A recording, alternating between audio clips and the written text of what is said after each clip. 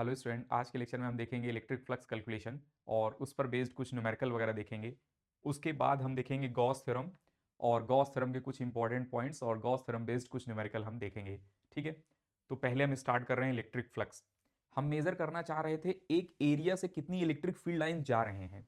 ठीक है ना, उसके लिए एक क्वांटिटी बनाई गई है इलेक्ट्रिक फ्लक्स। ठीक है ना, वैसे फ्लक्स मीन्स होता है फ्लो। ठीक है, फ्लक्स मीन्स होता है फ्लो। जैसे वाटर फ्लक्स अगर हम बात करें तो वाटर कितना एक पर्टिकुलर एरिया से पास कर रहा है उसको बोलेंगे वाटर फ्लक्स। ठीक है ना, और एयर फ्लक्स अगर हम बात करें, ठीक है ना, एयर फ्लक्स का मतलब रहेगा कितना एयर जो है पास कर रहा है गिवन एरिया से। रेन फ्लक्स का मतलब हुआ कितना रेन एक पर्टिकुलर एरिया में फॉल कर रहे हैं, उसको रेन फ्लक्स बोल देंगे। एनर्जी फ्लक्स की अगर हम बात करें तो एनर्जी कितना फ्लो कर रहे हैं एक पर्टिकुलर एरिया से, उसको हम बोल देंगे एनर्जी फ्लक्स। तो यहां पर बेसिकली फ्लो से रिलेट करना है। ठीक है ना, जैसे वाटर फ्लक्स का अगर हम बात करें कितना रहता है तो क्यू, अगर हम रिप्रेजेंट करते थे 11th क्लास में, याद करो फॉर्मूला कि q is equal to v vector dot A vector. ठीक है ना, वी ए कॉस थीटा बताता था हमें कि अगर हमारे पास एक एरिया ए है, ठीक है ना, या फिर मान लो v वेलोसिटी से पानी चल रहा है, यहां पर v वेलोसिटी से पानी जा रहे हैं और एक पर्टिकुलर एरिया लेते हैं हम किसी और डायरेक्शन में। वेलोसिटी और एरिया के बीच में एंगल जब थीटा रहता था तो वहां पर वाटर कितना मेजर करते थे, वाटर फ्लक्स कितना रहता था अगर हम बात करें, वाटर का फ्लो रेट कितना रहता था वॉल्यूम पर सेकेंड अगर हम बात करें, तो वेलोसिटी मल्टीप्लाई बाई एरिया का डॉट प्रोडक्ट रहता था। वेलोसिटी और एरिया का dot product velocity into area multiply by cos theta रहता था। A1 V1 याद होगा आपको, A1 V1 equation of continuity वगैरह में भी देखा था। ठीक है, तो यहां तो ये है वाटर फ्लक्स। अब बात है इलेक्ट्रिक फ्लक्स मेजर करना है फॉर अ गिवन एरिया। ठीक है, तो जैसे मान लो यहां पर इलेक्ट्रिक फील्ड लाइंस हैं। ठीक है ना, यहां पर इलेक्ट्रिक फील्ड लाइंस हैं और हमसे बोला गया कि इस पर्टिकुलर ए एरिया से कितना फ्लक्स जा रहा है, कितना फ्लक्स पास कर रहा है ए एरिया से। ठीक है, इलेक्ट्रिक फील्ड ई है, एरिया ए है, तो कितना फ्लक्स पास कर रहा है मान लो यूनिफॉर्म है। तो हमें इतना समझ में आ रहा है कि जो फ्लक्स होगा, फ्लक्स को हम फाई से रिप्रेजेंट कर रहे हैं, फ्लक्स डायरेक्टली प्रोपोर्शनल होगा इलेक्ट्रिक फील्ड के। इलेक्ट्रिक फील्ड अगर हम बढ़ा देंगे तो फ्लक्स बढ़ जाएगा, इलेक्ट्रिक फील्ड घटा देंगे तो फ्लक्स घट जाएगा, नंबर ऑफ फील्ड लाइन कम हो जाएंगी। ठीक है ना, अच्छा, डायरेक्टली प्रोपोर्शनल रहेगा एरिया के। ठीक है ना, एरिया के भी डायरेक्टली प्रोपोर्शनल रहेगा। एरिया अगर हम स्मॉलर लेंगे तो नंबर ऑफ फील्ड लाइन कम रहेंगे, एरिया बढ़ाएंगे तो फ्लक्स बढ़ जाएगा, नंबर ऑफ फील्ड लाइन बढ़ जाएंगी। अच्छा, और भी ये डिपेंड करेंगे कॉस थीटा पे डिपेंड करते हैं। ठीक है ना, कि एरिया वेक्टर का जो है एंगल, एरिया वेक्टर की डायरेक्शन अगर हम बात करें, ये इलेक्ट्रिक फील्ड की डायरेक्शन से अगर थीटा एंगल बना रहे हैं तो ये कॉस थीटा पर भी डिपेंड करेंगे, directly proportional to cos theta भी रहेंगे। ठीक है ना, ध्यान से देखना, कॉस थीटा 90 रख दो अगर, एरिया वेक्टर अगर यूं रख लें, एरिया वेक्टर यूं रख लें, तो यहां पर फ्लक्स ही जीरो हो जाएगा, कोई नंबर ऑफ फील्ड लाइन नहीं जाएंगी। और अगर हम एरिया वेक्टर यूं रख लें तो यहां पर मैक्सिमम जो है फ्लक्स आएगा। तो इतना हमको समझ में आ रहा है कॉस थीटा पे डिपेंड करेगा। और इन तीनों को अगर हम कंबाइन करें तो इलेक्ट्रिक फ्लक्स लिख सकते हैं हम ई ए कॉस थीटा। ठीक है ना, यूनिफॉर्म मैग्नेटिक फील्ड, ये यूनिफॉर्म इलेक्ट्रिक फील्ड है तो वहां पर ये लिख सकते हैं। और लिख सकते हैं ई वेक्टर डॉट ए वेक्टर भी लिख सकते हैं हम। ठीक है ना, ई वेक्टर डॉट ए वेक्टर भी लिखा जा सकता है। समझ रहे हैं, तो इलेक्ट्रिक फ्लक्स मोटा मोटा हमको समझ में आ गया है। ठीक है, कि ये जो है मेजर क्या करेंगे, flux per unit area. Flux जो है एक पर्टिकुलर एरिया से कितना फ्लक्स जा रहा है, सॉरी इलेक्ट्रिक फ्लक्स एक पर्टिकुलर एरिया से कितना जा रहा है वो मेजर करेंगे। इलेक्ट्रिक फ्लक्स मोटा मोटा हमको समझ में आ गया है कि एक पर्टिकुलर एरिया से कितना इलेक्ट्रिक फील्ड लाइन जा रहे हैं वही मेजर करने करने के लिए बनाए गए हैं। ठीक है ना, तो यहां लिख रहे हैं हम electric flux through a surface, measure of number of electric field line crossing that surface, number of electric field line crossing that surface. तो ये डेफिनेशन आपको याद रखना है। ठीक है, और फाई से रिप्रेजेंट कर रहे हैं। और फ्लक्स का कैलकुलेशन अगर हम बात करें तो ये अभी देखा था हमने। ठीक है ना, तो ये डायग्राम बना लो अपनी कॉपी में, पॉज करके इसको लिख लो। तो आगे चलते हैं हम, चलिए अब हम आगे चल रहे हैं। यूनिफॉर्म फील्ड रहेगा। ठीक है ना, यूनिफॉर्म फील्ड रहेगा, तो यूनिफॉर्म फील्ड में इस तरीके से कैलकुलेट होगा कि ये electric field vector dot area vector कर देंगे, मिल जाएगा हमें। अच्छा, अगर नॉन यूनिफॉर्म फील्ड हुआ, वहां पर क्या करना है, तो नॉन यूनिफॉर्म फील्ड के केस में ई vector dot D A vector का इंटीग्रेशन करके हम कैलकुलेट करेंगे। छोटा सा एलिमेंट चूज करेंगे, ठीक है ना, एलिमेंट कैसे भी हो सकते हैं अभी देखेंगे, कभी वो रिंग जैसा एलिमेंट चूज करेंगे, कभी जो है रेक्टेंगुलर थिन रेक्टेंगुलर सीड्स हम चूज करेंगे, कभी जो है डीए चूज करेंगे। तो स्मॉल एलिमेंट डीए चूज करना है और उसका जो है डी फाई निकालना है और डी फाई को हमें इंटीग्रेट कर देना है, मिल जाएगा हमें आंसर। ठीक है, चलिए, और फ्लक्स स्केलर क्वांटिटी है, इसमें कोई डाउट नहीं है, ठीक है ना, फ्लक्स स्केलर क्वांटिटी है, और मे बी पॉजिटिव नेगेटिव और जीरो, ये पॉजिटिव नेगेटिव जीरो कुछ भी हो सकते हैं, ठीक है ना।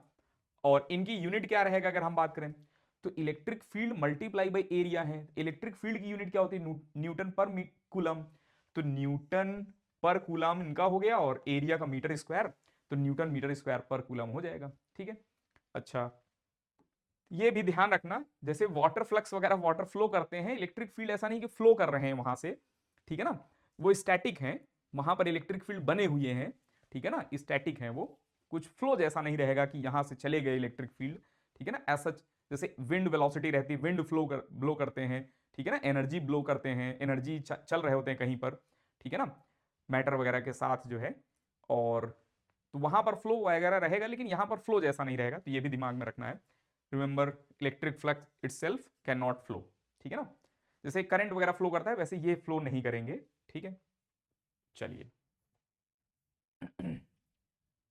अब हम कुछ एरिया जो है वेक्टर की डायरेक्शन लिखने का तरीका देख रहे हैं, ठीक है ना। जैसे कई टाइप की बॉडीज हो सकती है हमारे पास, प्लेनर बॉडी हो सकती है, कर्व्ड बॉडी हो सकती है, हमारे पास सॉलिड बॉडी हो सकती है, एक स्फीयर हो सकता है, सरफेस हो सकता है, 3D बॉडी हो सकती है। तो उन केसेस में एरिया वेक्टर कैसे चूज करते हैं पहले वो देख लेते हैं, ठीक है ना। तो अगर हमारे पास प्लेनर सरफेस है, तब तो एरिया जो है इस साइड भी हो सकता है, इस साइड भी हो सकता है, ठीक है ना। लेकिन मोस्ट ऑफ द केस में जिस साइड इलेक्ट्रिक फील्ड रहता है उसी साइड हम एरिया वेक्टर रख लेते हैं और कैलकुलेट करके आंसर बता देते हैं, ठीक है ना। जैसे रिंग है, डिस्क है, प्लेनर जो है उस कैटेगरी में आएंगे ये, ठीक है ना, या ट्रायंगुलर प्लेट है, ट्रायंगुलर प्लेट है, ठीक है ना। तो ये सब रहेंगे, तो यहां पर एरिया वेक्टर इज, और area vector of laminar body like ring, disc and plate is normal and any side of surface, ठीक है ना। तो लैमिनार बॉडी के जो है एरिया वेक्टर किधर रहेंगे, नॉर्मल टू द सरफेस रहेंगे, किसी भी साइड हो सकते हैं, और मैग्नीट्यूड जो है उसी के एरिया, जो लैमिनार बॉडी रहेगी उसी के एरिया के बराबर रहेंगे। ठीक है, चलिए, अगर हम बात करें कर्व्ड सरफेस हमारे पास है, तो कर्व्ड सरफेस के केस में क्या करते हैं हम, जिधर बल्ज आउट रहेगा, समझ रहे हैं ना, जिधर बल्ज आउट रहेगा उस डायरेक्शन में एरिया वेक्टर लेकर चलते हैं, ठीक है ना। अगर ओपन है, कर्व्ड सरफेस ओपन है, तो जिधर बल्ज आउट रहेंगे उसी डायरेक्शन में हम एरिया वेक्टर लेकर चलते हैं। अच्छा, और एरिया वेक्टर रहेगा क्या, तो जो ओपन सरफेस है, ध्यान सुनना, जो ओपन सरफेस है, ओपन सरफेस का एरिया जो है हमारा एरिया वेक्टर की तरह रहता है, ओपन सरफेस, ठीक है ना। जो ये ओपन सरफेस है, इनका जो एरिया रहेगा यही जो है एरिया लेकर चलेंगे। और ओपन सरफेस के नॉर्मल इधर भी ले सकते थे, इधर भी ले सकते थे, लेकिन हमें रखना किधर है, जिस डायरेक्शन में बल्ज आउट होगा उसी डायरेक्शन में ये रहेगा, ठीक है ना। तो यहां लिख रहे हैं area vector of curved surface is on side of bulge out normal to open area, normal to open area, open area के नॉर्मल रहेगा। इसको भी पॉज करके आप लिख लो। चलिए, क्लोज बॉडी अगर हमारे पास है, 3D क्लोज बॉडी अगर हमारे पास है, तब क्या करेंगे, तो ध्यान रखना कोई भी क्लोज बॉडी है, 3D बॉडी है, उसमें normal to the surface away from the body, normal to the surface away from the body हम चूज करेंगे, ठीक है ना। जैसे ये एक मान लो क्यूब या क्यूबॉइड है, इसके टॉप का एरिया अवे रहेगा normal to the surface away from the body, normal to the surface away from the body. ये जो इधर वाले हैं इनका जो है एरिया वेक्टर बाहर रहेगा A3 का, जो डाउनवर्ड है, ठीक है ना, जो डाउनवर्ड है एरिया, उनका जो है, जो डाउन है उनका डाउनवर्ड रहेगा, और जो लेफ्ट साइड है उनका एरिया वेक्टर लेफ्ट साइड रहेगा। हमको समझ में आ रहा है, ठीक है ना, ये सिंपल है। तो यहां लिख रहे हैं area vector of close body is outside perpendicular to the surface, ठीक है ना, outside perpendicular to body surface, ठीक है। जैसे अगर हम बात करें, सिलेंडर है हमारे पास, ठीक है ना, क्लोज सिलेंडर है, तो टॉप सरफेस का एरिया वेक्टर किधर रहेगा, अपवर्ड रहेगा, ठीक है ना। इनका एरिया वेक्टर किधर रहेगा, डाउनवर्ड रहेगा।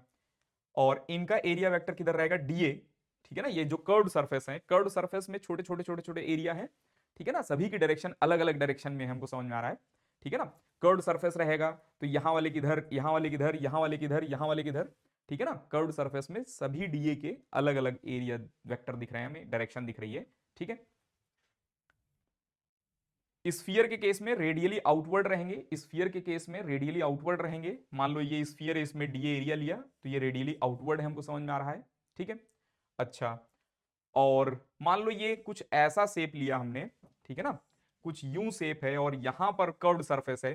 तो ध्यान सुनना, अगर ये ऊपर वाला जो कर्व्ड सरफेस है, एक सेकेंड, ये ऊपर वाला जो कर्व्ड सरफेस है, अगर ये अकेले होते, ठीक है ना, ओपन सरफेस होते, तब तो हम बोलते हैं ये कर्व्ड सरफेस है और इसका एरिया जो है बल्ज आउट की डायरेक्शन में रहेगा, कोई दिक्कत नहीं है। लेकिन अगर ये कर्व्ड सरफेस है और एक कर्व्ड सरफेस ये ले लिया हमने, ठीक है ना, और एक कर्व्ड सरफेस ये ले लिया, ऐसा कुछ कर्व्ड सरफेस ले लिया, तो इस केस में यहां का जो एरिया वेक्टर रहेगा, ठीक है ना, यहां का जो एरिया वेक्टर रहेगा वो किधर रहेगा, अपवर्ड की डायरेक्शन में रहेगा, away from the body, away from the body, ठीक है ना, normal away from the body, ध्यान रखना है ये, ठीक है। यहां पर भी कर्व्ड सरफेस है, यहां पर भी कर्व्ड सरफेस है, यहां भी कर्व्ड सरफेसेस हैं, लेकिन अवे फ्रॉम द बॉडी रहेगा यहां पर, ठीक है ना। चलिए, स्पेशल केस कुछ देख रहे हैं हम, ठीक है ना, इनकी जरूरत बहुत ज्यादा बार पड़ेगी इसलिए हम इनको अलग से ही देख ले रहे हैं। Laminar surface in uniform field, तो लैमिनार सरफेस यूनिफॉर्म फील्ड में रहेगा तो फ्लक्स कैलकुलेट करना बहुत आसान है। ई का मैग्नीट्यूड पता रहेगा हमें, ठीक है ना, ई का मैग्नीट्यूड पता रहेगा, डीए या ए वेक्टर का मैग्नीट्यूड पता रहेगा, डायरेक्शन भी पता है और एंगल पता रहेगा, तो ये वाला फॉर्मूला लगाएंगे, आ जाएगा आंसर, समझ गए, ठीक है ना। इसको पॉज करके लिखना हो तो लिख सकते हैं हम, तो आगे चलते हैं फिर। चलिए, अगर हमारे पास ओपन कर्व्ड सरफेस है, ठीक है ना, ओपन कर्व्ड सरफेस है, ओपन बॉडी है या ओपन बॉडी है, तो वहां पर केवल और केवल फ्लक्स कैलकुलेट करते समय ओपन वाले सरफेस का ही एरिया देखते हैं बस। इसको लिख रहे हैं हम ए वेक्टर ओपन, ठीक है ना, इसको लिख रहे हैं हम ए वेक्टर ओपन, ओपन एरिया को ही देखेंगे बस यहां पर हम, ठीक है ना। और क्या लिखेंगे, ई वेक्टर डॉट ए वेक्टर ओपन, मतलब ई का मैग्नीट्यूड, ए ओपन का magnitude multiply by cos of theta, theta क्या रहेगा, एरिया, ये इलेक्ट्रिक फील्ड वेक्टर और एरिया वेक्टर के डायरेक्शन का जो एंगल है उसका कॉस थीटा ले लेंगे हम, समझ गए। चलिए, तो ध्यान रखना कर्व्ड सरफेस कितना उससे मतलब नहीं है, ठीक है ना। जैसे मान लो एक एरिया ये है और सरफेस जो है इसका कुछ भी हो सकता है, ये हो सकते हैं, ठीक है ना, ये हो सकते हैं, सरफेस कैसा भी हो सकता है उससे कोई लेना देना ही नहीं है, ठीक है ना, सरफेस कैसा भी हो सकता है उससे कोई लेना देना नहीं है, ठीक है। हमें किससे मतलब है, हमें ओपन एरिया से मतलब है, ओपन एरिया कितना है बस, ठीक है। चलिए, अब हम आगे चल रहे हैं, स्पेशल केस 3 देख रहे हैं। ये स्फीयर रहते हैं, स्फीयर मान लो है, यहां पर पॉइंट चार्ज है या फिर यूनिफॉर्म चार्ज रहता है तब भी इसको अप्लाई करेंगे, ठीक है ना। स्फीयर में जब सिमेट्रिक चार्ज रखे गए होते हैं अंदर या बाहर या यूनिफॉर्म कहीं फैले हुए हैं, ठीक है ना, एक यूनिफॉर्म स्फीयर है, मान लो सॉलिड स्फीयर है और यहां पर जो है एक ये एरिया चूज किया हमने, ठीक है ना, इमेजिनरी एक गॉसियन सरफेस या इमेजिनरी स्फीयर चूज किया हमने, ठीक है ना। तो इनका फ्लक्स निकालना है तो यहां पर हम समझ सकते हैं बाई सिमेट्री, हम बता सकते हैं कि हर पॉइंट पर इलेक्ट्रिक फील्ड का मैग्नीट्यूड सेम रहेगा, हर एक पॉइंट पर इलेक्ट्रिक फील्ड का मैग्नीट्यूड सेम रहेगा, ठीक है ना। तो जहां पर हर एक पॉइंट पर इलेक्ट्रिक फील्ड का मैग्नीट्यूड सेम रहे, ठीक है ना, इलेक्ट्रिक फील्ड हो सकता है वेरिएबल हो, वेरिएबल का मतलब है कि इलेक्ट्रिक फील्ड किसी भी डायरेक्शन में हो सकते हैं, डायरेक्शन चेंज हो सकता है लेकिन मैग्नीट्यूड कांस्टेंट रहे, ठीक है ना। और एरिया वेक्टर और डीए वेक्टर, जो एरिया वेक्टर रहेगा और डीए वेक्टर रहेगा, ठीक है ना, वो हमेशा पैरेलल रहे, एरिया वेक्टर और डीए वेक्टर हमेशा पैरेलल रहे, ठीक है। तो वहां पर अगर ध्यान से देखें, ई डॉट डीए लगाएंगे जब हम लिखेंगे ई डीए कॉस जीरो, और कॉस जीरो 1 हो जाएगा, और इलेक्ट्रिक फील्ड का मैग्नीट्यूड कांस्टेंट है, इसको बाहर निकाल के कर देंगे हम, तो डीए का इंटीग्रेशन एरिया आ जाएगा। सिंपली हम ये लिख सकते हैं कि ई का मैग्नीट्यूड मल्टीप्लाई बाई एरिया, ई का magnitude multiply by area simply लिख सकते हैं हम। समझ गए? ठीक है, इसको जो है पॉज करके लिख लो, या 1 मिनट रुकना, ये एक सिलेंडर भी देख लेते हैं हम। ठीक है ना, जैसे ये सिलेंड्रिकल बॉडी है, ठीक है, और लाइन चार्ज है, या फिर यहां पर सॉलिड सिलेंडर हो सकते हैं, यूनिफॉर्म चार्ज सॉलिड सिलेंडर हो सकते हैं, ट्यूब हो सकते हैं। ठीक है ना, इन सब के केस में अगर हम सिलेंड्रिकल सरफेस, जो आउटसाइड सिलेंड्रिकल सरफेस है, यहां पर इलेक्ट्रिक फील्ड निकालना हो या फ्लक्स निकालना हो, ठीक है ना, सिमिट्री पर है अगर ये, ठीक है, सिमिट्री का मतलब ये है कि ये नहीं होना चाहिए कि यहां पर हम फ्लक्स निकाल रहे हैं और जो चार्ज है वो यहां पर है, लाइन चार्ज है वो यहां पर है, सिमेट्रिक नहीं होगा फिर तो गड़बड़ हो जाएगा। ठीक है ना, पिछले भी केस में ये चार्ज पार्टिकल यहां नहीं हो सकता, यहीं पर रहेगा, सिमेट्री पर होना चाहिए। ठीक है ना, जिसकी वजह से इलेक्ट्रिक फील्ड जो आ रहे हैं वो कांस्टेंट मैग्नीट्यूड के हो, मैग्नीट्यूड कांस्टेंट हो। ठीक है ना, तो जब मैग्नीट्यूड कांस्टेंट रहेगा तो फ्लक्स थ्रू सिलेंडर अगर हमें निकालना है, ठीक है, तो कर्व्ड सरफेस से मान लो फ्लक्स निकालना है, तो सिंपली लिखेंगे हम ई मल्टीप्लाई बाई 2 पाई आर, जो भी रेडियस रहेगा, multiply by length of the cylinder, ये डायरेक्ट लिख लेंगे हम फ्लक्स। किस लॉजिक से? इस लॉजिक से। ठीक है, चलिए अब हम आगे चल रहे हैं।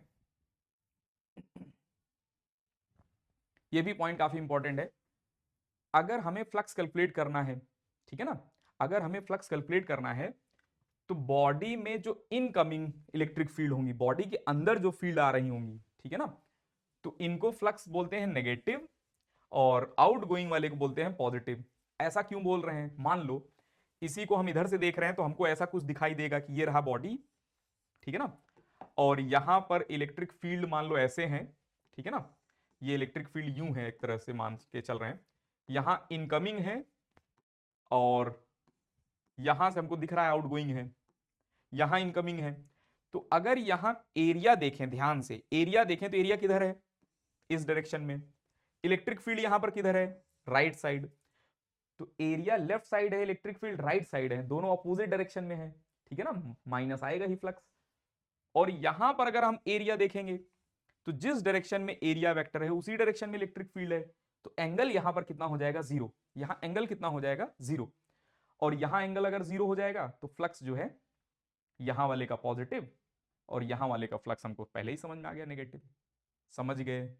चलिए अब हम आगे चल रहे हैं। यहां पर एक बॉडी बनाया है, ध्यान देखना, ये कोई एक सरफेस वाली क्लोज बॉडी है या क्लोज सरफेस है, यहां एक पॉजिटिव चार्ज रखा गया, इनके कारण यहां पर जो इलेक्ट्रिक फील्ड होगा वो इन हो रहा होगा यहां से, ठीक है ना, बॉडी के अंदर जा रहे होंगे, और यहां से बॉडी से बाहर निकल रहे हैं ये, ठीक है ना, यहां से बॉडी से बाहर निकल रहे हैं, तो यहां का फ्लक्स पॉजिटिव रहेगा, यहां का फ्लक्स पॉजिटिव रहेगा, यहां निकल रहे हैं पॉजिटिव पॉजिटिव पॉजिटिव, ठीक है ना। तो लीविंग वाले, ठीक है ना, same field line leaving, leaving वाले का फ्लक्स क्या रहेगा? पॉजिटिव। और इनकमिंग का फ्लक्स क्या रहेगा? एंटरिंग, जो सरफेस के अंदर एंटर कर रहे होंगे, यहां पर जो एंटर कर रहे हैं, जैसे ये तो एंटर ही नहीं किए, जैसे ये एंटर किए, ये एंटर किए, ये ये सब में क्या रहेगा? फ्लक्स नेगेटिव रहेगा। ठीक है ना, चलिए अब हम आगे चल रहे हैं।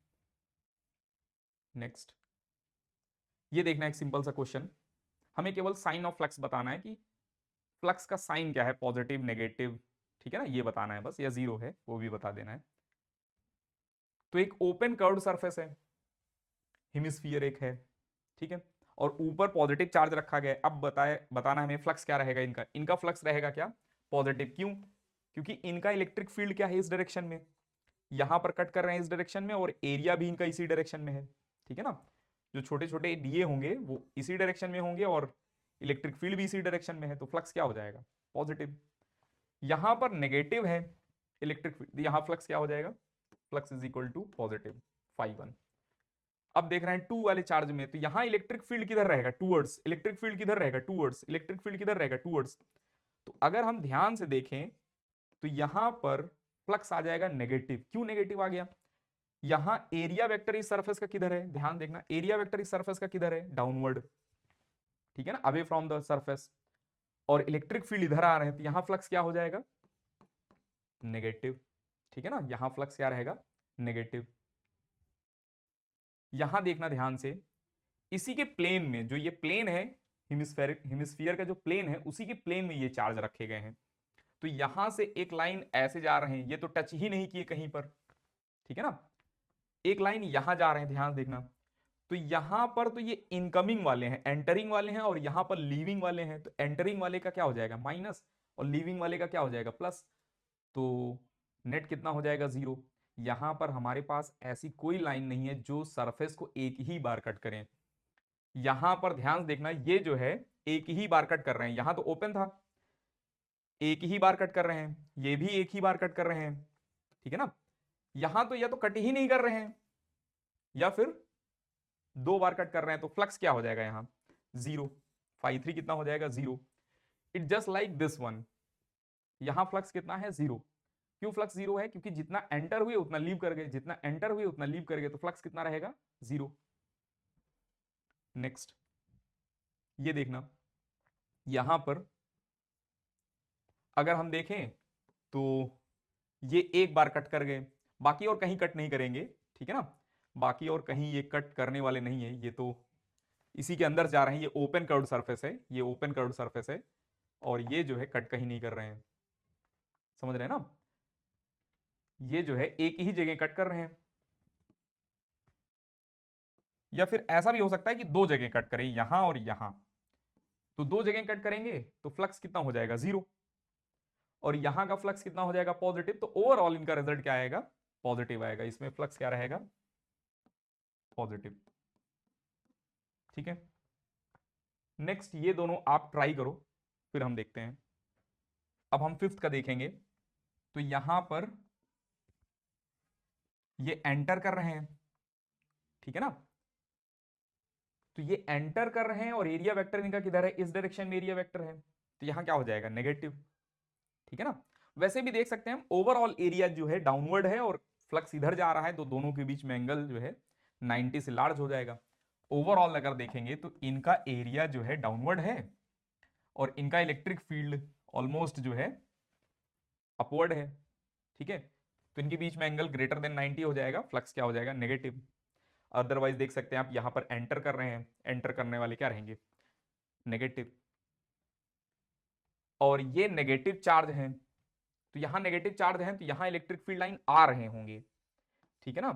तो यहां पर अगर हम केयरफुल होकर देखेंगे तो इलेक्ट्रिक फील्ड लाइन बाहर निकल रहे हैं, जिस डायरेक्शन में इनका छोटा सा जो एरिया है उसी डायरेक्शन में ये फील्ड लाइन भी है, ठीक है ना। और भी लाइंस हैं, ये भी है, यहां पर आउट हुई है, यहां एंटर हुई है। तो आउट और एंटर मिलके 0 बना देंगे, या 0 है या नेगेटिव है, 0 है या नेगेटिव है।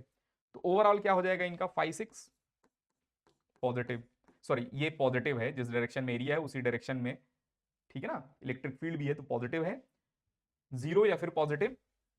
और यहां पर अगर देखेंगे तो ये 0 है या फिर नेगेटिव, तो इनका क्या हो जाएगा, 5 5 नेगेटिव। अब हम आगे चल रहे हैं, flux of lid and flux of curved surface. तो यहां पर ओपन सरफेस नहीं है, क्लोज सरफेस है, ठीक है ना। तो ये ओपन नहीं है, ये इस बार क्लोज सरफेस है, लिड, ठीक है ना, जो ढक्कन है इनका, ठीक है ना, ये क्लोज है। तो फ्लक्स ऑफ लिड और कर्व्ड सरफेस हमें बताना है। तो ध्यान देखना, लिड का एरिया वेक्टर किधर रहेगा, अपवर्ड, और इनका इलेक्ट्रिक फील्ड किधर रहेगा, डाउनवर्ड। तो फ्लक्स क्या हो जाएगा, नेगेटिव, ठीक है ना। एंटरिंग है, वैसे भी देख सकते हैं, ये लिड पर ऊपर जो है एंटर कर रहे होंगे, ठीक है ना, ये एंटर कर रहे होंगे यहां पर। तो फ्लक्स क्या रहेगा, flux of lid is equal to negative. Curved surface का देखेंगे, केवल कर्व्ड सरफेस का, तो पॉजिटिव रहेगा, क्योंकि ये एरिया वेक्टर जिधर है उधर ही ये जा भी रहे हैं, और आउटवर्ड हैं, ठीक है ना, एंटरिंग नहीं है, लीविंग वाले हैं। तो लीविंग वाले फ्लक्स क्या रहेगा, पॉजिटिव। तो कर्व्ड सरफेस का फ्लक्स क्या रहेगा, पॉजिटिव। अगर हम बात करें फ्लक्स टोटल यहां पर, तो टोटल फ्लक्स क्या रहेगा, 0। टोटल फ्लक्स क्या रहेगा यहां, 0, ठीक है। इसको पॉज करके लिखो। अब नेक्स्ट आगे चलते हैं हम। इस क्वेश्चन में हमें बताना है फ्लक्स कितना है, ठीक है ना। और एक रेक्टेंगल लिया है यहां पर 0,0 और 0 5 0 0 5 10 0 0 10 पर। रेक्टेंगल देखकर हमको समझ में आ रहा है कि ये जो है वाई जेड प्लेन में है, ठीक है ना, वाई जेड प्लेन में है ये। अच्छा, और इनका एरिया वेक्टर गेस करो आप ध्यान से, आई में रहेगा या जे में रहेगा या के में रहेगा या माइनस आई माइनस जे माइनस के में रहेगा, किस डायरेक्शन में रहेगा।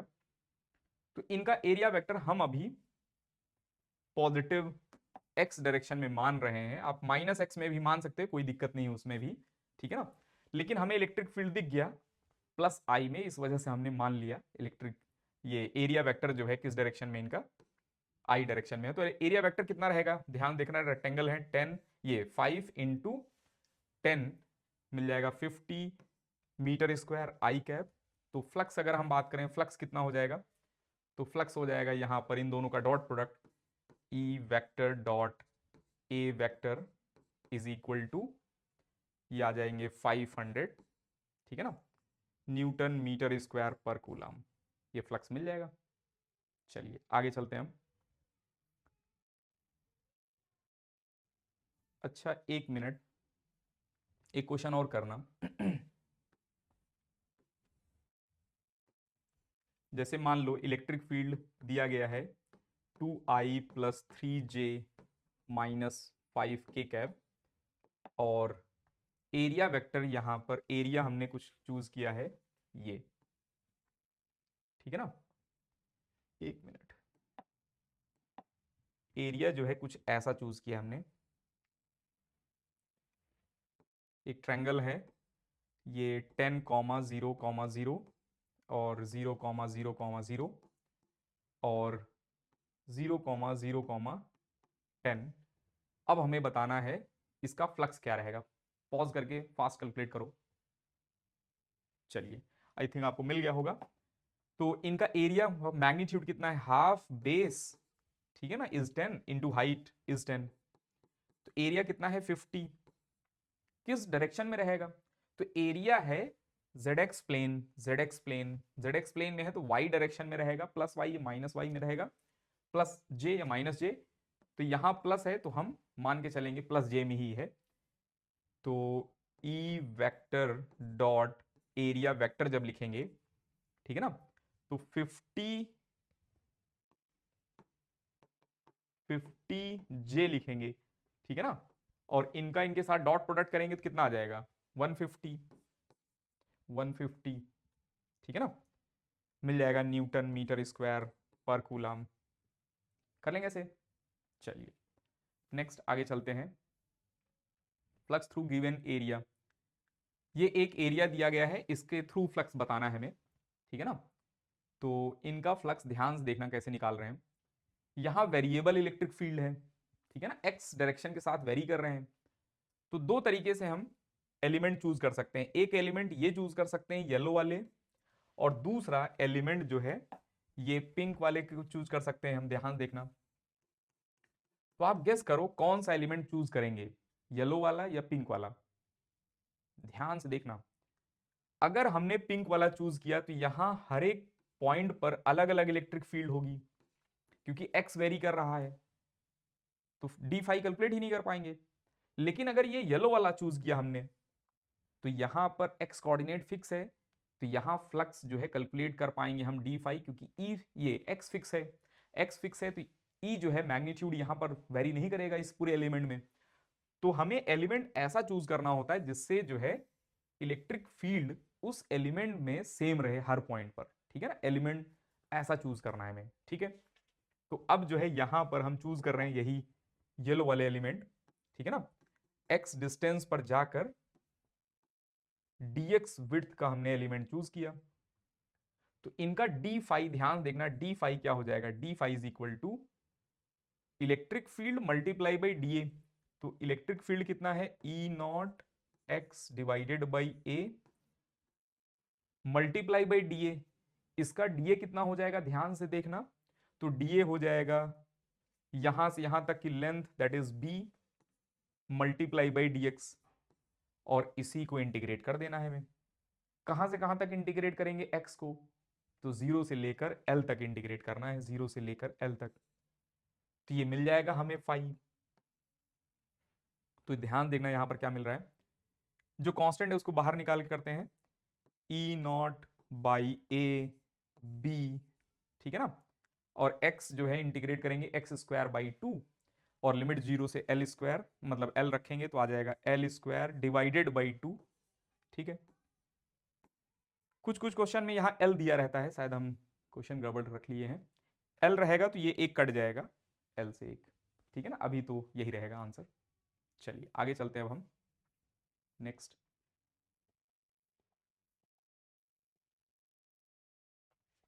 नेक्स्ट हेडिंग लिखना, गॉस लॉ या गॉस थ्योरम इसको बोलते हैं। ठीक है ना, ये बताते हैं कि अगर कोई सरफेस है, ठीक है ना, अगर एक कोई क्लोज सरफेस है, क्लोज सरफेस है, अगर कोई एक क्लोज बॉडी है, क्लोज सरफेस है, ठीक है ना, उसके अंदर मान लो चार्ज है Q1 Q2 -Q3 +Q4, बाहर चार्ज है Q5 Q6, कुछ ऐसे चार्जेस अगर हैं, ठीक है ना, तो गॉस थ्योरम बताते हैं कि net flux passing through this surface, net flux passing through this surface is equal to, flux net is equal to Q inside divided by epsilon naught. और नेट फ्लक्स को कैसे लिखेंगे हम गॉस थ्योरम में, तो हम बोलते हैं एक छोटा सा एलिमेंट चूज करो, छोटे से एलिमेंट का फ्लक्स कितना रहेगा, E डॉट डी ए, और इसको इंटीग्रेट करेंगे तो क्लोज सरफेस, यहां सर्कल लगा रहे हैं ताकि क्लोज सरफेस समझ में आ जाए हमें। क्लोज सरफेस का जो फ्लक्स कैलकुलेशन होगा, नेट फ्लक्स जो होगा, that is equal to Q inside divided by epsilon naught. ठीक है ना, या हम बोल सकते हैं 1 by epsilon naught times the charge inside, 1 by epsilon naught times the charge inside that surface. ठीक है ना, जैसे यहां पर Q इन कितना हो जाएगा, तो Q इन हो जाएगा Q1 + Q2 -Q3 -Q4। ठीक है ना, तो वही यहां लिखा गया है गॉस लॉ में। ठीक है ना, हेडिंग लिख लेना आप, Gauss law, total electric flux of close surface in free space is equal to 1 by epsilon naught times of the total charge enclose within the surface. ये बोर्ड के लिए बहुत इंपॉर्टेंट रहता है स्टेटमेंट। ठीक है ना, इस स्टेटमेंट हमें याद रखना है, ये फॉर्मूला चिपका देना है हमें, और एक हो सके तो डायग्राम बना देंगे ऐसे। ठीक है ना, अब जो है इसको लिख लो, ये जो इलेक्ट्रिक फील्ड होती है, ये जो इलेक्ट्रिक फील्ड होती है, ये सरफेस पर इलेक्ट्रिक फील्ड है, मतलब सरफेस पर एक एलिमेंट चूज किया, उसका डी फाई लिखा हमने, ठीक है ना, उसको इंटीग्रेट कर रहे हैं, तो यहां लिखा गया है नेट फील्ड एट सरफेस। तो ये नेट फील्ड एट सरफेस है, जहां पर भी डी फाई निकाल रहे हैं वहां का है नेट फील्ड। ठीक है, ये ध्यान रखना, क्लोज सरफेस है, क्लोज लूप नहीं है। ठीक है ना, क्लोज सरफेस की बात हो रही है, क्लोज लूप नहीं है यहां पर। ठीक है, इसको पॉज करके लिखो, फिर आगे चलते हैं हम। नेक्स्ट, कुछ इंपॉर्टेंट पॉइंट्स देख रहे हैं हम गॉस लॉ में। ठीक है ना, पहला पॉइंट ध्यान से देखना, यहां पर चार्ज का लोकेशन अगर हम बदल दें, ठीक है ना, चार्ज का लोकेशन बदल दें, या फिर सरफेस का नेचर बदल दें, मान लो यहां स्फीयर है, यहां पर कुछ इस टाइप का हमने सरफेस ले लिया, ठीक है ना, Q1 Q3 या Q4 और Q2 को जो है पोजीशन इंटरचेंज कर दिया हमने, तो position with in the surface जो है इंटरचेंज कर दें, कहीं चेंज कर दें, किसी और डायरेक्शन में रख दें, कहीं और रख दें। ठीक है ना, या फिर सरफेस का जो नेचर है, ठीक है ना, इस सरफेस का जो टेक्सचर, मतलब ये जो भी सरफेस है, वो सरफेस कुछ चेंज कर दें, लेकिन नेट चार्ज वही रहना चाहिए, तो फ्लक्स सेम रहेगा, जितना पहले था उतना ही रहेगा। तो लिख रहे हैं flux through Gaussian surface is independent of surface position of charge. ठीक है ना, इनसाइड एंड आउटसाइड, कहीं पर भी हम चार्ज रखें, इनसाइड है तो इनसाइड, आउटसाइड है तो आउटसाइड, इनसाइड पर कहीं पर भी रखें तो उस पर डिपेंड नहीं करेगा। ठीक है, चलिए, incoming flux of close surface taken as negative while outgoing flux taken as positive, ये भी ठीक है।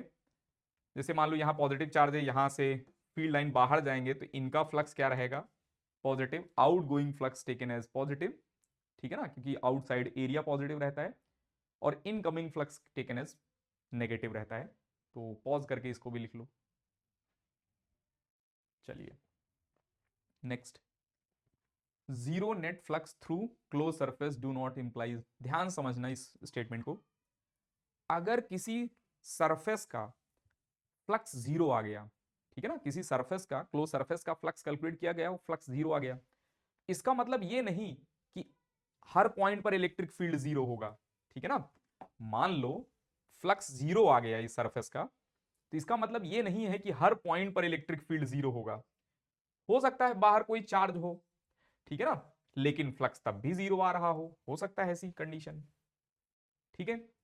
लेकिन अगर हर पॉइंट पर फील्ड जीरो है, अगर हर पॉइंट पर field zero, if field is zero at every point on the surface, then flux must be zero, ठीक है ना। अगर कोई सरफेस है, इस सरफेस के हर एक पॉइंट पर इलेक्ट्रिक फील्ड जीरो है, हर एक पॉइंट पर इलेक्ट्रिक फील्ड जीरो है सरफेस के, तो फ्लक्स मस्ट बी जीरो रहेगा, फ्लक्स मस्ट बी जीरो रहेगा, ठीक है ना। तो वही यहां लिख रहे हैं, net flux through close surface do not imply electric field is zero at every point of surface on surface, ठीक है ना। But if phi is equal to 0 at every point, then must have phi net is equal to 0, ठीक है। Pause करके इसको लिख लो, फिर आगे चलते हैं हम। ये टिक करने के लिए पूछे जाते हैं, ठीक है ना, मल्टीपल चॉइस वगैरह में कुछ एक छोटे मोटे स्टेटमेंट लिखे रहेंगे वहां पर। नेक्स्ट ये देखना, find flux through cube if charge q is at centre vertex edge face centre. तो यहां पर चार क्वेश्चन है अलग अलग, ठीक है ना, और हमें बताना है एक एक करके। पहला क्वेश्चन है कि क्यूब के सेंटर पर जो है चार्ज रख दिया हमने, ठीक है ना, तो टोटल फ्लक्स कितना होगा। तो ऑब्वियस है टोटल फ्लक्स यहां पर जो है, अगर हमने चार्ज सेंटर पर रखा है तो फाई टोटल अगर हम बात करें तो Q divided by epsilon not ही रहेगा, ठीक है। और चार्ज जो है सेंटर पर रखा गया है तो सिमेट्री है, जो क्यूब के 6 सरफेसेस हैं, 4 वर्टिकल सरफेस और टॉप एंड बॉटम, जो 6 सरफेसेस हैं तो वो सिमेट्री पर हैं। तो फ्लक्स थ्रू वन सरफेस, मान लो एक नाम ले लेते हैं हम इसका, ए बी सी डी, तो flux through A B C D कितना हो जाएगा, तो हम बोलेंगे टोटल डिवाइडेड बाई 6। इसमें कोई डाउट नहीं है, एक सरफेस ये फ्लक्स रहेगा क्योंकि सिमेट्री है, समझ गए। तो आप क्वेश्चन पहले पॉज करके लिख लेना, flux through cube if charge Q is at centre करके, और ये लिख लेना। क्यूब से पूछा जाएगा तो यही बताएंगे, हमने ये एक्स्ट्रा बता दिया अभी, क्यूब से पूछा जाएगा तो यही बताएंगे, ध्यान रखना, ठीक है। अब ध्यान सुनना, उनको पता है ये पढ़ के आए हैं आप, ऐसा कुछ क्वेश्चन बना देंगे कि एक प्लेन है, ये स्क्वायर है ए कॉमा ए का, सेंटर से a/2 हाइट पर हमने एक चार्ज रखा और हमसे पूछा जा रहा है बताओ इस सरफेस से फ्लक्स कितना जाएगा। तो ये डायग्राम और ये डायग्राम ध्यान से देखना, ये डायग्राम कि इस बॉटम वाले सरफेस से, और ये डायग्राम सेम ही है, दोनों सेम है, समझ रहे हैं ना। तो दोनों डायग्राम सेम है तो यहां पर फ्लक्स कितना हो जाएगा, ऑब्वियस है Q/6 एप्सिलॉन नॉट, ठीक है ना, क्योंकि सिमेट्री है ना, दोनों सेम ही है, ठीक है। चलिए आगे चलते हैं हम। ये देखना, यहां पर वर्टेक्स में रखा गया है, ठीक है ना।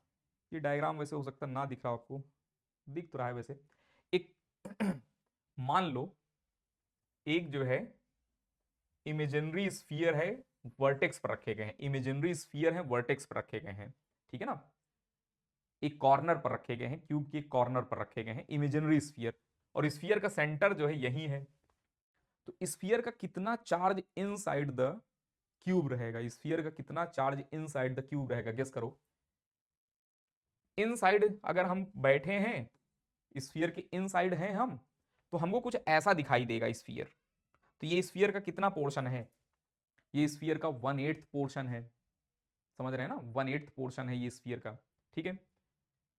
ये भी समझ सकते हैं आप, ऐसा भी कुछ समझ सकते हैं, ये एक स्फीयर है, एक सरफेस ये है, एक सरफेस ये है, और एक सरफेस ये है, 3 सरफेसेस से बाउंड है ये, ठीक है ना। तो 1/8 रहेगा, ऐसा समझ लो एक एप्पल लिया हमने, ठीक है ना, एक एप्पल लिया और यूं कट किया, पहले हमने हाफ हो गया, फर्दर हमने कट किया और फर्दर कट किया, ठीक है ना। तो 1/8 पोर्शन रहेगा, 3 प्लेन में कट कर रहे हैं, 3 प्लेन। जैसे मान लो ये एक्स वाई प्लेन है और एक स्फीयर यहां है, और हमसे पूछा जा रहा है X positive, Y positive, Z positive, जो इधर वाला बनेगा पोर्शन, ठीक है ना, उसमें कितना चार्ज आएगा।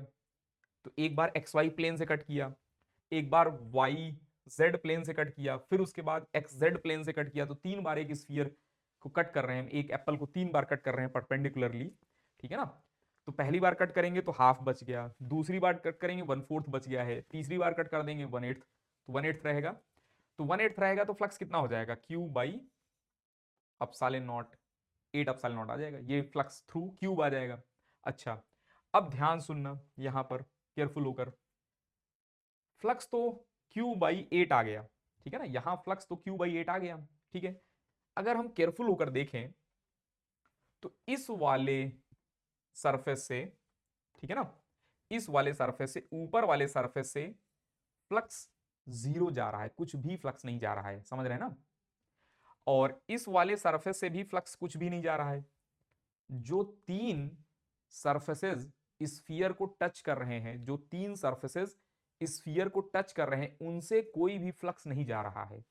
और एक बैक साइड ये वाला जो है,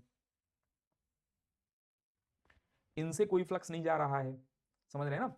फ्लक्स किससे जा रहा है यहां पर, तो फ्लक्स जो है एक इनसे जा रहा है, ठीक है ना, और एक जो है इनसे जा रहा है, और एक जो है बॉटम वाला जो है बॉटम वाले से जा रहा है। इन तीनों से फ्लक्स जा रहा है, समझ रहे हैं ना। और ये जो चार्ज है इन तीनों के लिए सिमेट्रिक है, समझ रहे हैं ना। इन तीनों के लिए सिमेट्रिक मतलब इसके सेंटर से यहां की डिस्टेंस, इसके सेंटर की यहां से डिस्टेंस, और ये जो सरफेस है फ्रंट वाला जो सरफेस है, इसके सेंटर से वहां की डिस्टेंस जो है सेम ही है, तीनों सिमेट्री पर है। तो अगर हमसे बोला जाए एक से फ्लक्स कितना जा रहा है, फ्लक्स मान लो ये ए बी सी और D, A B C D से फ्लक्स कितना जा रहा है, कितना हो जाएगा flux, Q by this divided by 3, further 3 से डिवाइड कर देंगे तो कितना आ जाएगा 24 अपसाइलन नॉट, ठीक है ना। 3 से 0 है, और जो बच गए 3, तीनों से इक्वल अमाउंट जा रहा है, और टोटल कितना है Q/8, तो Q/8 का, Q/8 अपसाइलन नॉट का बाई 3 फर्दर कर देंगे तो 24 अपसाइलन नॉट आ जाएगा, Q/24 अपसाइलन नॉट, ठीक है ना। चलिए, तो ये समझ गए हम, ये क्वेश्चन पूछा जाएगा हमसे एग्जाम में, ठीक है ना, कि यहां पर इनसे 90 डिग्री और इनसे 90 डिग्री पर एक लाइन है, ए हाइट पे रखे गए हैं, ए कॉमा ए के हैं ये, ए हाइट पर रखे गए हैं, और फ्लक्स कितना होगा बता दो इसके थ्रू। तो फ्लक्स कितना मिल जाएगा हमें, क्यू बाई इनका फ्लक्स अभी निकाला वही 24 अपसाइलन नॉट, समझ पा रहे हैं ना। तो ध्यान से ये पूछा जाएगा, और विजुलाइज हमें ये करना है कि ये क्वेश्चन है, और इस क्वेश्चन में बॉटम वाले से फ्लक्स बताना है, बॉटम वाले से फ्लक्स बताना है नहीं, ठीक है ना। चलिए, अब हम आगे चल रहे हैं, ये देखना, यहां पर एक एज पर है, ठीक है ना, एज सेंटर पर रखे गए हैं चार्ज। तो जब एज सेंटर पर रखे जाएंगे तो दो सरफेस, ये कितना चार्ज अंदर होगा अगर हम बात करें एज पर रखे गए हैं, तो ये वाला डायग्राम भी देख सकते हैं आप, ठीक है ना। तो कितना जो है स्फीयर का कितना पोर्शन यहां पर है, अगर ध्यान देखें स्फीयर का कितना पोर्शन यहां पर दिख रहा है आपको, तो ये जो है 1/4 है, ठीक है ना। 2 बार कट किया गया, एक बार इस प्लेन से कट किया गया, एक बार हॉरिजॉन्टल प्लेन से कट किया गया, ठीक है ना। इसमें अगर देखेंगे एक बार इस प्लेन, एक बार हॉरिजॉन्टल प्लेन से कट किया गया, तो 2 बार एप्पल को कट किया, कितना पोर्शन रहेगा 1/4, ठीक है ना, 1/4 पोर्शन रहेगा। तो यहां फ्लक्स कितना हो जाएगा, flux total through the cube अगर हम बात करें तो Q/4 अपसाइलन नॉट आ जाएगा, ठीक है ना। अच्छा, अब ध्यान से देखना, ये वाले प्लेन से फ्लक्स जीरो जाएगा, फ्लक्स जाएगा ही नहीं, बॉटम वाले से भी अभी फ्लक्स जीरो जाएगा, जिस भी प्लेन को ये स्फीयर ये चार्ज टच कर रहे हैं उससे फ्लक्स जीरो जाएगा। ये वाला और ये वाला, इन दोनों से इक्वल जाएगा, ठीक है ना, और टॉप वन और ये वाले से जो बैक साइड है इन दोनों से भी बराबर जाएगा, लेकिन टॉप वन और ये साइड वन से इक्वल नहीं रहेगा। हम यहां कैलकुलेट नहीं कर पा रहे हैं कितना कितना रहेगा, ठीक है ना, लेकिन हाँ ये बोल सकते हैं कि टॉप का और जो बैक साइड है उनका बराबर रहेगा और राइट साइड और लेफ्ट साइड का बराबर रहेगा, केवल ये क्लेम कर सकते हैं बस, या जीरो कहां रहेगा वो बता सकते हैं बस हम, ठीक है। चलिए आगे चलते हैं हम।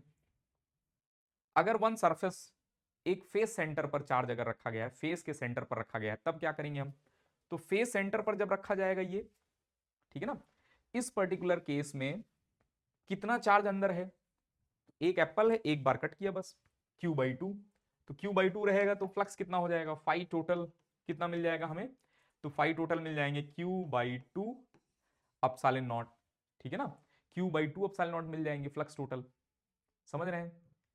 अच्छा, और ऊपर वाले से जीरो है यहां फ्लक्स, अगर हम देखेंगे टॉप वाले से यहां फ्लक्स जीरो रहेगा, ठीक है ना, टॉप वाले से फ्लक्स जीरो रहेगा, और चारों जो वर्टिकल वॉल हैं, चारों जो वर्टिकल वॉल हैं उनसे फ्लक्स इक्वल रहेगा, और बॉटम वाले से कुछ फ्लक्स रहेगा, लेकिन कितना रहेगा टॉप से, ये वर्टिकल वाले से कितना रहेगा और बॉटम वाले से कितना रहेगा ये बता पाना थोड़ा टफ है, ठीक है ना, तो टोटल बता सकते हैं और इक्वल इक्वल इक्वल बता सकते हैं, और ये डिफरेंट है ये जीरो है ये बता सकते हैं बस हम यहां। चलिए अब हम आगे चलते हैं। ये बहुत ही अच्छा क्वेश्चन है, थोड़ा टफ है, ठीक है ना, ध्यान से समझना तब दिखेगा, अदरवाइज ये दिखेंगे नहीं। ये चार्ज पॉइंट चार्ज है, ठीक है ना, बिल्कुल पॉइंट चार्ज है, और जस्ट इनसाइड द वर्टेक्स रखे गए हैं, ठीक है ना, वर्टेक्स के जस्ट इनसाइड, ठीक है, वर्टेक्स के जस्ट इनसाइड रखे गए हैं। तो ये वाला चार्ज चाहे तो वर्टेक्स पर रहे, ये डिस्टेंस आपको दिख रही है बड़ी, लेकिन इतनी बड़ी नहीं है, एंगस्ट्रॉम लेवल की है, ठीक है ना, एक इलेक्ट्रॉन है उसको जस्ट अंदर रख दिया हमने, ठीक है ना, मतलब बहुत ही कम डिस्टेंस मूव करा के अंदर लेकर चले आए, ठीक है, हो सकता है हीलियम के न्यूक्लियाई हो, न्यूक्लियस हो, ठीक है ना, अल्फा पार्टिकल है कॉर्नर पर रखा गया और उसको अंदर लेकर चले आए, जस्ट अंदर, जस्ट अंदर लेकर आएंगे तो टोटल फ्लक्स थ्रू क्यूब कितना हो जाएगा, टोटल फ्लक्स थ्रू क्यूब कितना हो जाएगा, Q/ε0, क्योंकि चार्ज अंदर आ गया टोटल, तो Q/ε0 आ जाएगा आंसर। अब ध्यान सुनना, अगर हम बात करें कि टॉप वाले से कितना फ्लक्स जाएगा,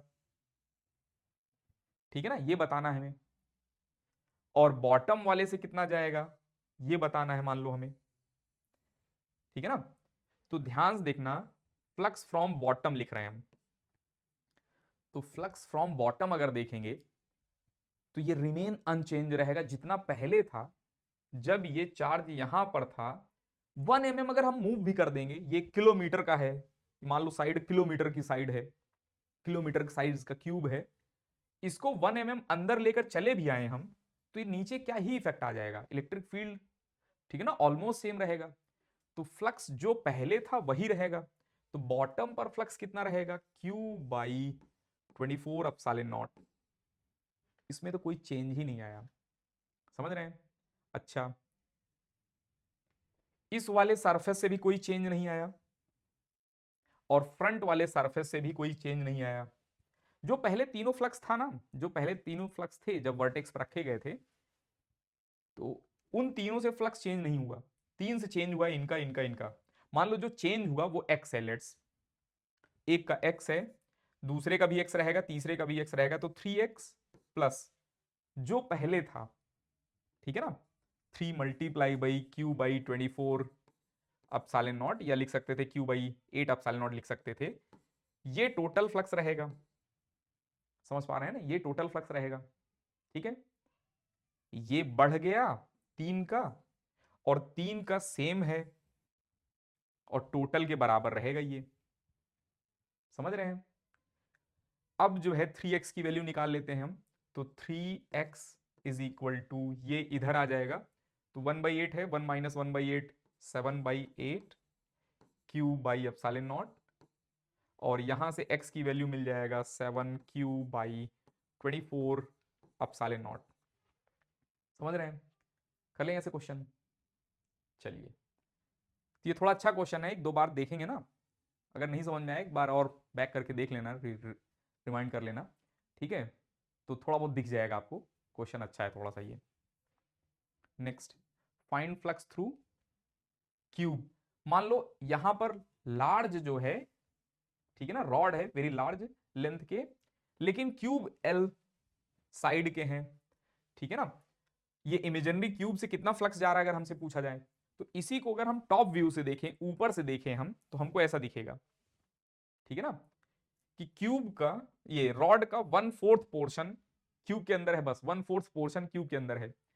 तो एल लेंथ में कितना चार्ज होगा रॉड के पास, एल लेंथ में कितना चार्ज होगा अगर हमसे पूछा जाए, तो हम बोलेंगे लैम्डा इंटू एल। और कितना क्यूब के अंदर होगा चार्ज, तो इतना हो जाएगा। और फ्लक्स कितना हो जाएगा, तो बाई एप्सिलॉन नॉट, ठीक है ना। तो ये मिल गया फ्लक्स ऑफ द क्यूब, आ जाएगा आंसर। चलिए, maximum flux of cube due to uniformly charge rod. एक रॉड है क्यूब के अंदर, किसी भी ओरिएंटेशन में रख सकते हैं, किसी भी ओरिएंटेशन में, ठीक है ना, किसी भी ओरिएंटेशन में रख सकते हैं हम। तो मैक्सिमम फ्लक्स कितना होगा, तो हम बोलेंगे मैक्सिमम फ्लक्स के लिए मैक्सिमम चार्ज चाहिए, मैक्सिमम चार्ज के लिए मैक्सिमम लेंथ चाहिए।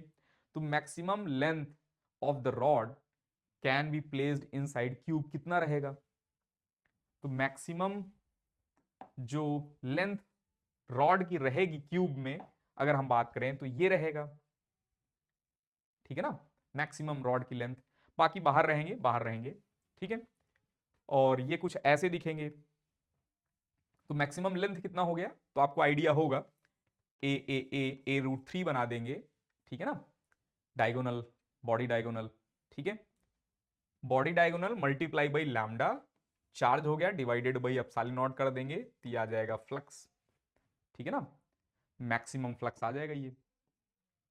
अब हम आगे चल रहे हैं, फ्लक्स थ्रू फॉलोइंग सरफेस। ये फास्ट खुद कैलकुलेट करो आप, कि एक रॉड ऐसे रखे गए हैं, एक सिलेंडर, इमेजिनरी सिलेंडर है, इसके थ्रू फ्लक्स कितना जा रहा होगा। चलिए, मिल गया होगा आपको। तो फ्लक्स आ जाएगा, लेंथ, लेंथ है कितना, √d² प्लस L², और लैम्डा से मल्टीप्लाई कर देंगे चार्ज बाई एप्सिलॉन नॉट कर देंगे, तो फ्लक्स आ जाएगा, ठीक है। अब हम आगे चल रहे हैं, find flux through given shell. एक स्फेरिकल सेल है, इसमें एक रॉड रखी गई है, r/2 से ये पास कर रहे हैं, और हमसे पूछा जा रहा है, r रेडियस का मान लो स्फीयर है, और हमसे पूछा जा रहा है कितना फ्लक्स होगा। तो फ्लक्स के लिए चार्ज चाहिए, चार्ज के लिए लेंथ चाहिए, लेंथ कैलकुलेट कर लेते हैं। तो ये लेंथ है r, ये है r/2, तो ये कितना हो जाएगा, हम बोलेंगे hypotenuse square minus base square, ठीक है ना। तो इसको ध्यान से कैलकुलेट करेंगे तो आ जाएगा r√3/2।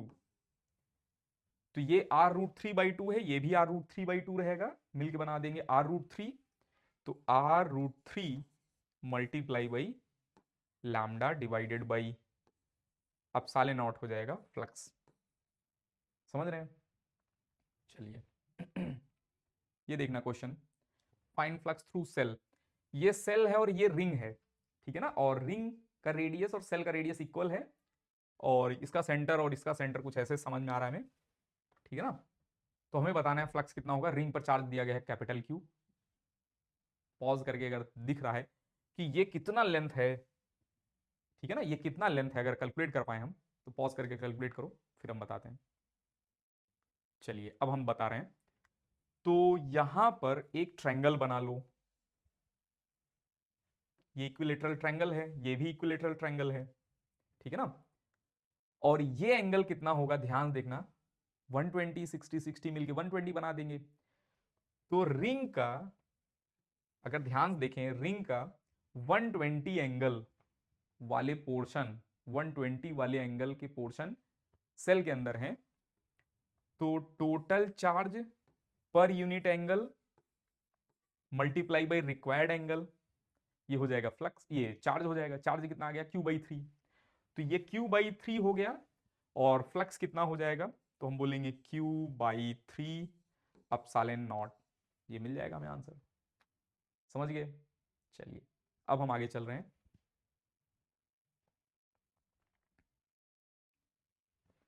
If flux passing through given open cone is phi naught, then find flux through given curved surface. ये रेडियस, जितने रेडियस का ये है उतने ही रेडियस का यहाँ हेमिस्फीयर वगैरह लिया गया है, या फिर कोई कैसा भी सरफेस ले सकते हैं, एरिया सेम है मतलब इनका। ये एच हाइट एबव पर रखे गए हैं, ये एच हाइट बिलो पर रख दिए गए। तो इनका फ्लक्स, अगर यहां पर इनका फ्लक्स बताया गया, इनका फ्लक्स कितना है, फाई नॉट। तो हमें बताना है कि यहां जो है ये वाला फ्लक्स कितना रहेगा, मतलब इन पर जो फ्लक्स आ रहा है वो कितना रहेगा। तो ध्यान से अगर देखें, ठीक है ना, तो इसी कोन को यहां बना रहे हैं हम, ठीक है ना। और ये वाला फ्लक्स कितना है, ये वाला फ्लक्स कितना है, केयरफुल होकर देखना, वही बन गया, ठीक है ना, बस इन्वर्टेड है। तो ये वाला जो फ्लक्स है, या फिर यहां से ये वाला जो फ्लक्स है वो कितना है, फाई नॉट, ठीक है। और हमें बताना है ये वाला, तो इसको मान लो x, तो x plus phi naught is equal to Q by epsilon naught. तो यहां से x की वैल्यू कितना मिल जाएगा हमें, q by epsilon naught minus phi naught. समझ गए? चलिए आगे चलते हैं अब हम। ये देखना, find charge inside the box if electric field, hello, find charge inside box if electric field is like this. Electric field हमें दिया गया और हमसे पूछा जा रहा है चार्ज कितना होगा। तो यहां पर इलेक्ट्रिक फील्ड अगर ध्यान से देखें तो केवल एक्स डायरेक्शन में है, केवल और केवल एक्स डायरेक्शन में इलेक्ट्रिक फील्ड है, ठीक है। तो एक्स डायरेक्शन में इलेक्ट्रिक फील्ड है, तो केवल और केवल ये जो सरफेस है और ये वाले जो सरफेस हैं, इन्हीं से फ्लक्स आएगा बस। जिनका एरिया वेक्टर एक्स डायरेक्शन में रहे, पॉजिटिव या नेगेटिव, उन्हीं से फ्लक्स आएगा, बाकी से फ्लक्स आएगा नहीं। जिनका जेड डायरेक्शन, ये वाई डायरेक्शन में है या जेड डायरेक्शन में है डाउनवर्ड, ठीक है ना, वाई डायरेक्शन में है या फिर या इधर जो है जेड डायरेक्शन में, जैसे ये वाले हैं, तो बाकी का फ्लक्स आएगा ही नहीं।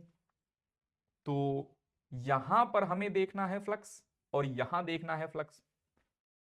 तो यहां वाले सरफेस को देखो ध्यान से, लेफ्ट वाले सरफेस को देखो, तो x is equal to zero, पर इलेक्ट्रिक फील्ड ही जीरो है यहां, तो फ्लक्स जीरो हो जाएगा, क्योंकि इलेक्ट्रिक फील्ड ही जब जीरो हो गया तो फ्लक्स जीरो हो गया। यहां वाले सरफेस में देखेंगे इलेक्ट्रिक फील्ड कितना है, x डायरेक्शन में है, और कितना है, ई नॉट ए स्क्वायर, ठीक है। और इनका एरिया कितना है, ध्यान से देखना, इनका एरिया x डायरेक्शन में रहेगा अवे, और एरिया रहेगा ए स्क्वायर आई कैप, और ये भी आई कैप है। तो फ्लक्स कितना हो जाएगा, अगर हम बात करें फ्लक्स टोटल कितना हो जाएगा, तो ई नॉट ए नॉट की पावर 4। अच्छा ध्यान रखना, यहां पर ई नॉट जो है डायमेंशन, ई नॉट का इलेक्ट्रिक फील्ड का डायमेंशन नहीं रहेगा, electric field by side square, electric field divided by metre square का डायमेंशन रहेगा। तो इससे कंफ्यूज नहीं होना है कि यहां पर पावर 4 आ गया, इलेक्ट्रिक फील्ड मल्टीप्लाई बाई, तो ये जो है डायमेंशन अलग है, इलेक्ट्रिक फील्ड का डायमेंशन नहीं है। ऐसे क्वेश्चन पूछे जाएंगे, ठीक है। अच्छा, हमें बताना था चार्ज इनसाइड, तो फ्लक्स टोटल मिल गया हमें, और हमें पता है flux total is equal to Q inside divided by epsilon naught. तो क्यू इनसाइड कितना हो जाएगा, क्यू इनसाइड हो जाएगा ई नॉट ए की पावर 4 एप्सिलॉन नॉट। ये मिल जाएगा हमें आंसर, ठीक है। चलिए अब हम आगे चलते हैं नेक्स्ट। सेम क्वेश्चन है, इसमें भी चार्ज बताना है हमें इनसाइड, ठीक है ना। तो इस बार इलेक्ट्रिक फील्ड देखना, x is equal to zero पर इलेक्ट्रिक फील्ड किधर है और कितना है, तो ए, ई नॉट ए है और आई कैप में है। तो यहां इलेक्ट्रिक फील्ड पॉजिटिव डायरेक्शन में कितना है, E not a, I cap भी लिख सकते हैं लेकिन यहां गंदा हो जाएगा इसलिए नहीं लिख रहे हैं। और यहां पर इलेक्ट्रिक फील्ड अगर देखेंगे, यहां इलेक्ट्रिक फील्ड देखेंगे तो कितना है, E not multiply by 2a। अच्छा, दोनों जगह अलग अलग इलेक्ट्रिक फील्ड है। अब दोनों जगह का एरिया देखते हैं, यहां का एरिया देखेंगे तो कितना है, ए स्क्वायर आई कैप है, और यहां का एरिया देखेंगे तो इधर है माइनस ए स्क्वायर आई कैप। इनका फ्लक्स आएगा पॉजिटिव और उनका फ्लक्स आएगा नेगेटिव, समझ रहे हैं ना, इनका फ्लक्स पॉजिटिव रहेगा, उनका फ्लक्स नेगेटिव रहेगा। तो टोटल फ्लक्स जब निकालेंगे तो मिल जाएगा हमें 2E0 A की क्यूब और माइनस E0 A क्यूब, ये टोटल फ्लक्स आ गया, is equal to Q inside divided by epsilon naught कर देंगे। तो क्यू इनसाइड कितना आएगा, ध्यान देखना, क्यू इनसाइड यहां से कितना मिल जाएगा हमें, ये मिल जाएंगे एप्सिलॉन नॉट E0 A की पावर 3।